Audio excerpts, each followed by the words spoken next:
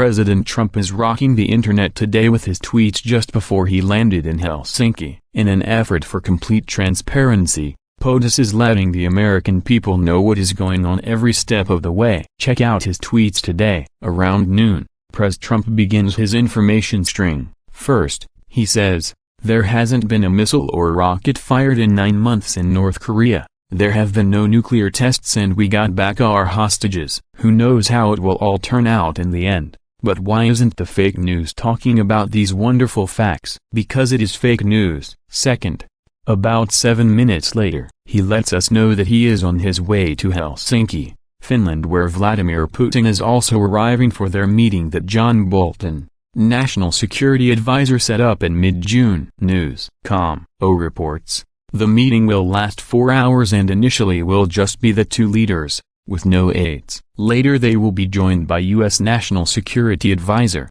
John Bolton, Mike Pompeo, the Secretary of State, and John Huntsman, the U.S. Ambassador to Russia. President Trump made a series of 3 tweets ahead of the Finland summit between the Russian president and himself. POTUS tweets, heading to Helsinki, Finland, looking forward to meeting with President Putin tomorrow. Unfortunately, no matter how well I do at the summit, if I was given the great city of Moscow as retribution for all of the sins and evils committed by Russia over the years, I would return to criticism that it wasn't good enough, that I should have gotten St. Petersburg in addition. Much of our news media is indeed the enemy of the people and all the Dems know how to do is resist and obstruct. This is why there is such hatred and dissension in our country, but at some point, it will heal. Finally, President Trump gives a shout out to the World Cup winner, and we all know POTUS loves a winner. Additionally, he gives a congrats to Russia for hosting the tournament. President Trump tweets,